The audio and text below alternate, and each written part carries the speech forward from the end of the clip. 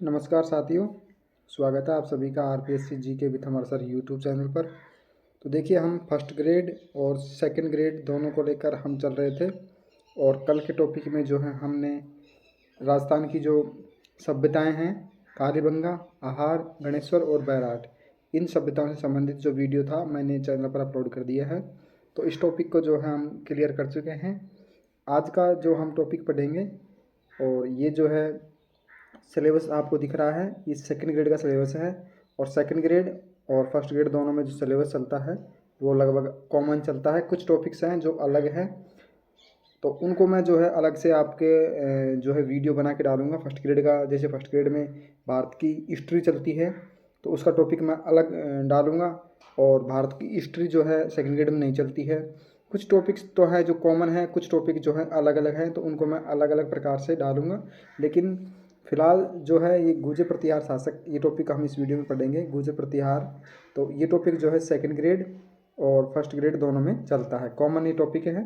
तो इसको जो है हम देखेंगे, गुर्जर प्रतिहार वंश, इसके जो संबंधित क्वेश्चन है ये हम देखेंगे।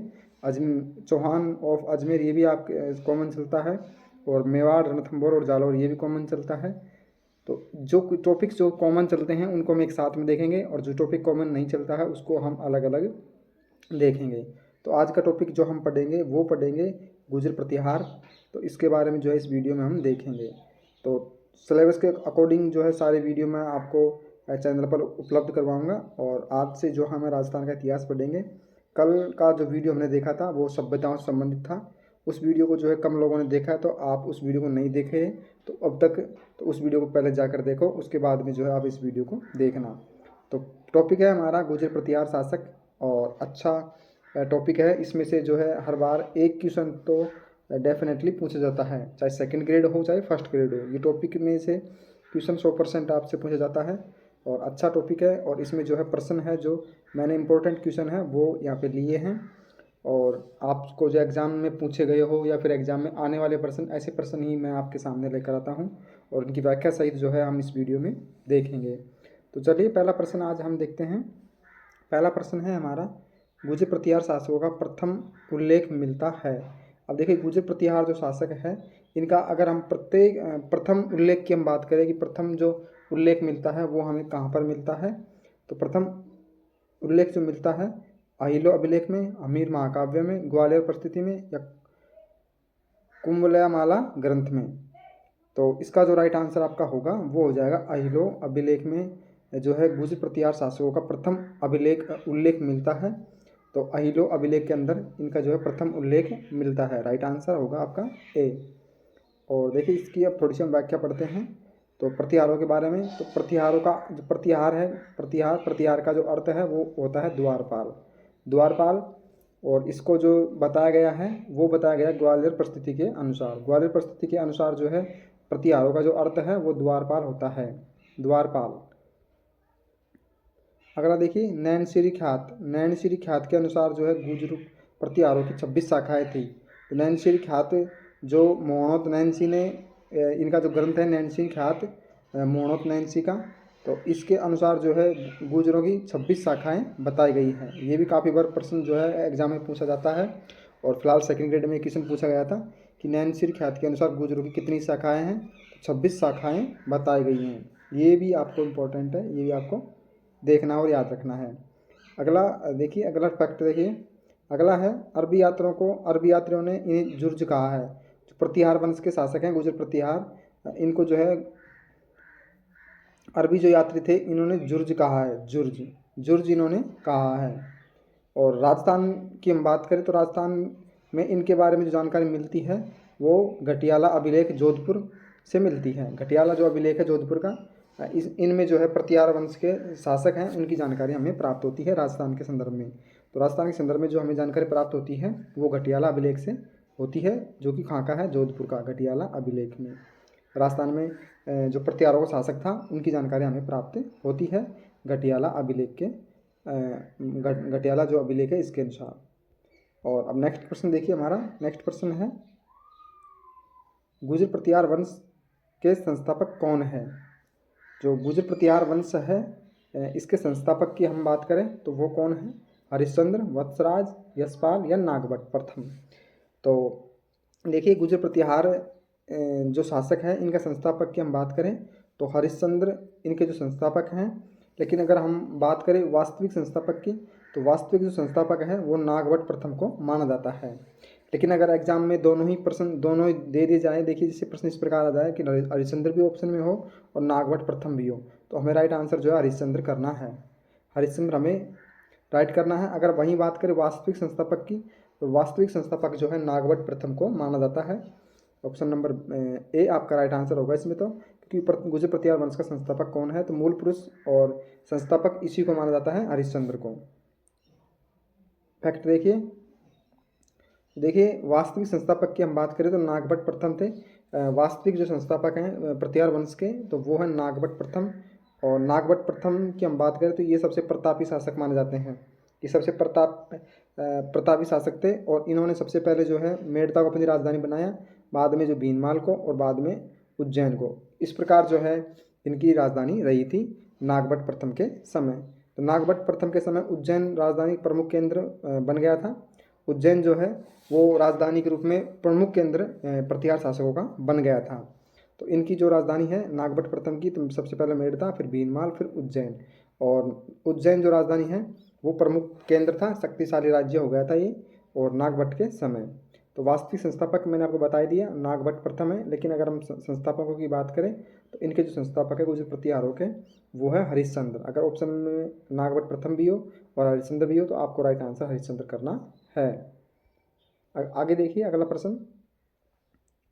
अगला प्रश्न है आपका रणहंतीन की उपाधि किस शासक को थी। रणहंतीन की उपाधि जो है किस शासक को थी। अब देखिए ये उपाधियां हैं जो भी आपको याद में रखनी है, काफ़ी बार एग्जाम में हैं ये उपाधियां पूछ ली जाती हैं और इनको जो है आपको याद करना जरूरी है। तो रणहंतीन की उपाधि जो है किस शासक को थी, वत्सराज को, नागभट्ट प्रथम को, महेंद्रपाल को या यशपाल को। तो आप सभी को पता है रणहंतीन की जो उपाधि थी वो वत्सराज को थी, वत्सराज चतुर्थ को, वत्सराज ही थे केवल ये वस्त्राज। तो वस्त्राज जो है ये बहुत अच्छे प्रतापी और वीर शासक थे और इनके बारे में जो है हम आगे देखेंगे। तो रणहंती की उपाधि थी वत्सराज को। तो वत्सराज के बारे में कुछ फैक्ट हैं जिनको हम देखेंगे। तो देखिए इनके समय जो है वत्सराज के समय उदयतिन सूरी जो कवि थे इन्होंने कुलायम ग्रंथ जो है नामक ग्रंथ है इन्होंने लिखा था। उदयतिन सूरी ने वत्सराज के समय लिखा था और इन्होंने जो है त्रिपक्षीय संघर्ष की शुरुआत की थी। त्रिपक्षीय संघर्ष जो हुआ था तो इन्होंने शुरुआत की थी। और वहीं हम बात करें ओसिया के जो जैन मंदिर हैं इनका निर्माण भी वत्सराज ने समय हुआ था, यानी वत्सराज ने करवाया था। ओसिया के जो जैन मंदिर हैं और ओसिया के जैन मंदिरों में जो प्रमुख है, जैसे ओसिया में जो जैन मंदिर है जोधपुर के अंदर, तो ये इन्होंने बनवाए थे। नीलकंठ महादेव का मंदिर जो राजौरगढ़ अलवर में है तो इन्होंने बनवाया था। और हर्षद माता का मंदिर जो दौसा के अंदर है वो भी वत्सराज ने बनवाया था। तो ये फैक्ट आपको याद रखना है। ओसिया के जैन मंदिरों का निर्माण जो है वत्सराज के समय हुआ और जिनमें देखिए ओसिया के जोधपुर और नीलकंठ महादेव मंदिर अलवर के राजौरगढ़ अलवर के अंदर है और हर्षद माता का मंदिर जो दौसा के अंदर है वो वत्सराज ने बनवाया था। और इनके समय जो है एक नई शैली आई थी, मंदिरों के अंदर जो है नई शैली की शुरुआत हुई थी और उस शैली को जो है गुर्जर प्रतिहार शैली कहा गया था। तो मंदिरों में एक नई शैली की शुरुआत की जिसे गुर्जर प्रतिहार शैली कहा गया। तो गुर्जर प्रतिहार शैली ये फैक्ट भी आपको जो है याद रखना है, बहुत अच्छा है। और जो फैक्ट अच्छे जो फैक्ट हैं इनको मैं आपको वाक्य के रूप में बता रहा हूँ। बाकी प्रश्न तो हम यहाँ पे देख ही रहे हैं। तो एक बार हम दोबारा देख लेते हैं कि रणहंती की जो उपाधि प्राप्त थी वो थी वत्सराज को। और ओसिया के जैन मंदिर का जो निर्माण है वो वत्सराज ने करवाए। और इनमें जो है मुख्य रूप से ओसिया जोधपुर और नीलकंठ महादेव मंदिर अलवर राजौरगढ़ का और हर्षद माता का मंदिर दौसा के अंदर, तो ये इन्होंने बनवाए थे वत्सराज ने। और इन्होंने एक मंदिरों में नई शैली की शुरुआत की थी, जो चित्रकार होते हैं शैलियाँ उनकी शुरुआत की थी, वो गुर्जर प्रतिहार शैली कहलाई। अगला प्रश्न देखिए, प्रश्न संख्या 4, प्रतिहार वंश के किस शासक ने गंगा में जल समाधि ली। देखिए ये बहुत अच्छा प्रश्न है और ये फैक्ट है जो काफ़ी बार परीक्षा में भी पूछा गया है कि गंगा जल में जो समाधि ली थी वो कौन से शासक ने ली थी। नागभट्ट प्रथम ने, वत्सराज ने, महिपाल प्रथम ने या नागभट्ट द्वितीय ने। तो ये प्रश्न जो है काफ़ी बार एग्जाम में पूछा भी गया है और इस प्रश्न को जो है आप अच्छे से देखें और काफ़ी बार ये परीक्षा में पूछा गया प्रश्न है। गंगा जल में समाधि ली, तो गंगा जल में जो समाधि लेने वाला शासक था प्रतिहार वंश में वो था नागभट्ट सेकंड। नागभट्ट जो द्वितीय थे, सेकंड थे, इन्होंने जो है गंगा जल में समाधि ले ली थी। और नागभट्ट सेकंड के बारे में हम आगे कुछ फैक्ट हैं जो हम देखेंगे। तो नागभट्ट प्रथम सेकंड के बारे में कुछ फैक्ट है ये जो हम देखेंगे। तो इन्होंने कन्नौज के शासक चक्रा युद्ध को हराकर अपनी राजधानी बनाया। तो कन्नौज के शासक थे चक्रा युद्ध, इनको जो हराकर इन्होंने कन्नौज को अपनी राजधानी बनाया था। अब देखिए ये फैक्ट आपको याद रखना है कि कन्नौज को अपनी राजधानी किसने बनाया। ये प्रश्न इस प्रकार भी पूछा जा सकता है, काफ़ी बार एग्जामों में ऐसा भी पूछा गया है कि कन्नौज को जो है अपनी राजधानी किसने बनाया। तो राइट आंसर होगा आपका नागभट्ट सेकंड। कन्नौज को अपनी राजधानी बनाने वाला शासक था नागभट्ट सेकंड। तो ये फैक्ट आपको याद में रखना है। और कन्नौज के शासक को जो चक्रा युद्ध थे इनको हराया था इन्होंने, और कन्नौज को फिर बाद में इन्होंने अपनी राजधानी बनाया था। तो ये फैक्ट जो है आपको याद रखना है, चक्रा युद्ध। तो कन्नौज को राजधानी बनाने वाले शासक थे नागभट्ट सेकंड। अब और देखिए इनके बारे में फैक्ट, पाल शासक धर्मपाल को भी पराजित किया था। देखिए पाल के जो शासक थे धर्मपाल, उनको भी इन्होंने पराजित किया था। और परम भट्टारक महाराजराज परमेश्वर की उपाधि धारण की। तो ये फैक्ट भी आपको याद रखना है, किसने की, परम भट्टारक महाराजराज परमेश्वर की उपाधि धारण की नागभट्ट द्वितीय ने। तो ये फैक्ट भी आपको जो है याद रखना है। उपाधियाँ काफ़ी बार उपाधियाँ जो है काफ़ी बार पूछी जाती है। तो परम भट्टारक महाराजराज परमेश्वर की उपाधि धारण की, तो ये जो है नागभट्ट सेकंड ने की थी। नागभट्ट जो द्वितीय थे इन्होंने ये उपाधि धारण की थी। तो ये फैक्ट जो आपको याद रखना है। आगे देखिए अगला प्रश्न, क्वेश्चन नंबर 5। आदि विरोह व प्रभास की उपाधि किस प्रतिहार शासक को प्राप्त थी। तो देखिए आदि विरोह प्रभास की उपाधि किस प्रतिहार शासक को प्राप्त थी। वत्सराज को, नागभट्ट द्वितीय को, मिहिर भोज फर्स्ट को या राजा भोज इन्हीं का नाम था, और महेंद्रपाल प्रथम को। तो आदि विरोह और प्रभास की जो उपाधि धारण थी वो थी मिहिर भोज या राजा भोज प्रथम को। और ये जो है सबसे प्रतापी शासक माने जाते हैं मिहिर भोज, और इनका जो समय था वो स्वर्णकाल माना जाता है। और मिहिर भोज को जो है आदि विरोह और प्रभास की उपाधि प्राप्त थी। ये फैक्ट जो आपको याद रखना है। अब मिहिर भोज के समय जो है कुछ फैक्ट हैं, इनको हमें देखना है। तो देखिए मिहिर भोज के समय अरबी यात्री सुलेमान भारत आया था। तो ये फैक्ट भी जो है काफ़ी बार एग्जाम में पूछा जाता है कि जो अरबी यात्री थे सुलेमान, ये किन के समय भारत में आए थे। तो आपको याद रखना है मिहिर भोज के समय या राजा भोज के समय। तो राजा मिहिर भोज के समय अरबी यात्री सुलेमान भारत आया था। ये फैक्ट भी आपको याद रखना है। मिहिर भोज को कन्नौज का महाराजाधिराज परमेश्वर भोजादेव कहा गया। अब देखिए कन्नौज जब इनकी राजधानी थी, कन्नौज में जब शासन कर रहे थे, तो इनको जो है उपाधि मिली, वो उपाधि थी महाराजाधिराज परमेश्वर भोजादेव इनको जो है उपाधि प्राप्त थी या मिली थी उस टाइम पे।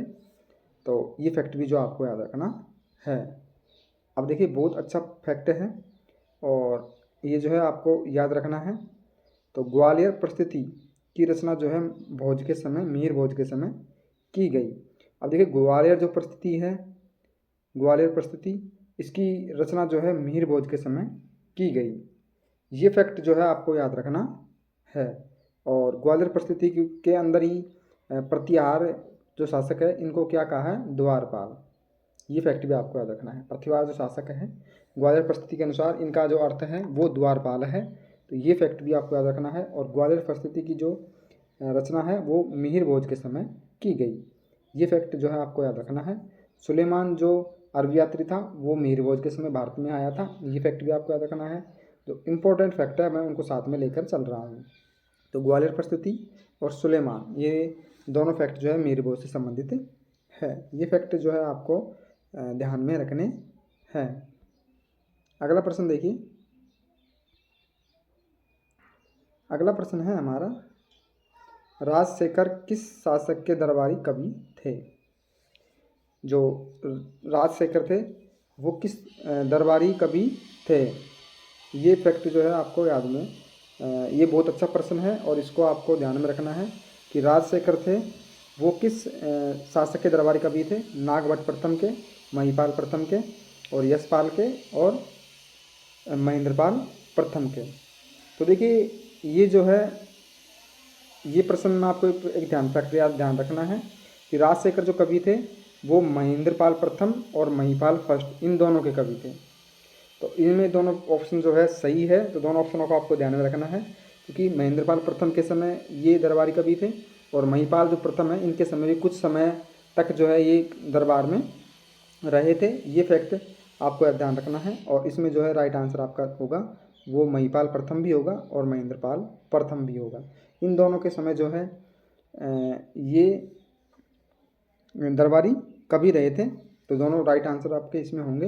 अब कुछ फैक्ट है इससे संबंधित जो हम यहाँ पे देखेंगे। अब देखिए दरबारी कवि जो राजशेखर थे इन्होंने महेंद्रपाल प्रथम को निर्भय राज और निर्भय नरेंद्र कहा है। तो ये देखिए ये फैक्ट भी जो है आपको याद रखने हैं, काफ़ी बार एग्जामों में ऐसे फैक्ट जो है पूछ लेता है वो। तो दरबारी कवि राजशेखर ने महेंद्रपाल प्रथम को निर्भय राज और निर्भय नरेंद्र कहा है, निर्भय राज और निर्भय नरेंद्र कहा है। ये फैक्ट जो है आपको ध्यान में रखना है। अब देखिए राजशेखर जो कवि थे इनने कुछ रचनाएं की थी, तो इनके बारे में हम देखेंगे। तो इनकी जो रचनाएं थी वो थी कपूर मंजरी, काव्य मीमांसा, बाल रामायण, बाल भारत, बहुन कोश और हरविलास। हरविलास ये इनकी रचनाएं थी। कौन कौन सी? ये काफ़ी बार एग्जाम में से पूछता है कि जो महेंद्रपाल प्रथम के दरबारी कवि थे राजशेखर उनकी रचनाएं कौन कौन सी थी। तो आपको ध्यान में रखना है राजशेखर जो कवि थे महिपाल प्रथम के और महेंद्रपाल प्रथम के दोनों के दरबारी कवि थे। तो इनकी रचनाएं थी कपूर मंजरी, काव्य मीमांसा, बाल रामायण, बाल भारत, भुवन कोश, हरविलास आदि। तो ये जो है इनकी रचनाएं थी कवि राजशेखर की। और ये जो है राजशेखर कुछ समय के लिए कुछ समय महिपाल प्रथम का दरबारी कवि भी रहा। मैंने फैक्ट आपको पहले बता दिया कि जो महिपाल प्रथम है इसके समय भी कुछ समय जो है ये इनके दरबारी कवि रहे थे। और एक फैक्ट आपको ये ध्यान रखना है, महिपाल जो प्रथम है इनके समय जो है अरबी यात्री अलमसूदी नामक जो है अरबी यात्री था वो इनके समय भारत आया था महिपाल प्रथम के समय। तो ये याद रखना है। और राजशेखर जो कवि थे ये दो शासकों के थे, महेंद्रपाल प्रथम के और महिपाल प्रथम के ये दरबारी कवि थे। और इनकी रचनाएं ये थी कपूर मंजरी, काव्य मीमांसा, बाल रामायण, बाल भारत, बहुन कोश और हरविलास। ये इनकी रचनाएं थी। अब एक बार देखिए ये इन क्वेश्चनों को हम रिपीट देख लेते हैं एक बार हम। तो देखिए प्रश्न है राजशेखर किस शासक के दरबारी कवि थे? तो महिपाल प्रथम और महेंद्रपाल प्रथम इन दोनों के ये दरबारी कवि थे। ये फैक्ट आपको जो है दोनों सही है, याद रखना है। अगला प्रश्न है हमारा, आदिव्रव व प्रभास की उपाधि किस प्रतिहार शासक को प्राप्त थी? आदिव्रव व प्रभास की उपाधि किस शासक को प्राप्त थी? तो ये थी मिहिर भोज और राजा भोज को। राजा भोज इन्हीं का नाम था, तो मिहिर भोज को ये उपाधि प्राप्त थी। आदिव्रव और प्रभास की उपाधि प्राप्त थी, तो मिहिर भोज और राजा भोज इसमें आपका राइट आंसर होगा। अगला प्रश्न था हमारा, इससे पहला प्रश्न था, तो देखिए प्रतिहार वंश के किस शासक ने गंगा में जल समाधि ली थी? तो प्रतिहार वंश के जो शासक थे उनमें से किसने जल समाधि ले ली थी? तो नागभट्ट सेकंड ने, इन्होंने जो है जल समाधि ले ली थी। नागभट्ट सेकंड इसमें आपका राइट आंसर होगा। और इससे पहले हमारा प्रश्न था रणहंतिनी की उपाधि जो है किस शासक को थी? रणहंतिनी की उपाधि, तो ये जो उपाधि धारण की थी रणहंतिनी की ये थी वत्सराज को। तो वत्सराज को ये उपाधि धारण थी। ये फैक्ट भी आपको ध्यान में रखना है। और अगला प्रश्न था हमारा, गुर्जर प्रतिहार वंश के संस्थापक कौन है? तो मैंने आपको बताया था गुर्जर प्रतिहार जो वंश थे उनका वास्तविक संस्थापक की हम बात करें तो वो थे नागभट्ट प्रथम, लेकिन अगर इनके जो संस्थापक माने जाते हैं वो थे हरिश्चंद्र। हरिश्चंद्र तो इनके संस्थापक माने जाते हैं और वास्तविक संस्थापक जो है ये जो है नागभट्ट प्रथम है। नागभट्ट प्रथम के समय जो है एक बात आपको फैक्ट याद रखना है कि सबसे पहले इन्होंने मेड़ता को अपनी राजधानी बनाया, फिर भीनमाल को, फिर उज्जैन को। तो इनकी जो राजधानी क्रम है वो पूछ लेता है काफ़ी बार, तो ये फैक्ट भी जो आपको ध्यान रखना है। और पहला प्रश्न था हमारा, गुर्जर प्रतिहार शासकों का प्रथम उल्लेख कहाँ मिलता है? प्रथम उल्लेख, तो प्रथम जो उल्लेख इनका मिलता है हमें वो अहिलो अभिलेख से मिलता है। अहिलो जो नामक अभिलेख है इससे जो है इनका उल्लेख, प्रथम उल्लेख मिलता है। अब देखिए सिलेबस को लेकर मैं कुछ डिस्कशन आपको बता देता हूँ। तो सिलेबस में जो है देखिए चौहान ऑफ अजमेर, अजमेर के चौहान वंश, तो ये भी आपके फर्स्ट ग्रेड सेकंड दोनों, सेकंड ग्रेड और फर्स्ट ग्रेड दोनों में चलता है। तो अब देखिए मेवाड़ और रणथंभौर जालौर, ये फैक्ट भी जो तीनों में चलता है। तो सांगा प्रताप मानसिंह ऑफ आमेर, चंद्रसेन और राय सिंह और राय सिंह बीकानेर और राज सिंह मेवाड़, ये फैक्ट जो है आपके फर्स्ट ग्रेड सेकंड ग्रेड दोनों में चलता है। इसको भी हम देखेंगे। और देखिए 1857 क्रांति, प्रजापत मूवमेंट मतलब प्रजापत आंदोलन और किसान आंदोलन और आदिवासी आंदोलन, तो ये जहाँ तक टॉपिक है ये जो है कॉमन, जहाँ तक टॉपिक आपके चलेंगे इनको जो है हम देखेंगे। और देखिए कल्चर जो है, total culture first grade second दोनों में चलता है। और कुछ टॉपिक्स जो हैं अलग हैं उनको जो है मैं आपको, और वहीं हम राजस्थान पॉलिटिकल, ये जो है सेकंड ग्रेड चलता है, फर्स्ट ग्रेड में नहीं चलता है राजस्थान पॉलिटिकल, और वहाँ इंडियन पॉलिटिकल चलता है। तो हम ये टॉपिक जो आपको मैं अलग अलग करवाऊँगा, जो जो टॉपिक आपके सेम चलेंगे उनको मैं साथ में लेकर चलूँगा। तो आप देखते रहिए। कैसा लग रहा है आपको हमारा वीडियो? आप कमेंट बॉक्स में अपनी राय ज़रूर लिखिए। बाकी मिलते हैं हम नेक्स्ट वीडियो में, तब तक नमस्कार, जय हिंद।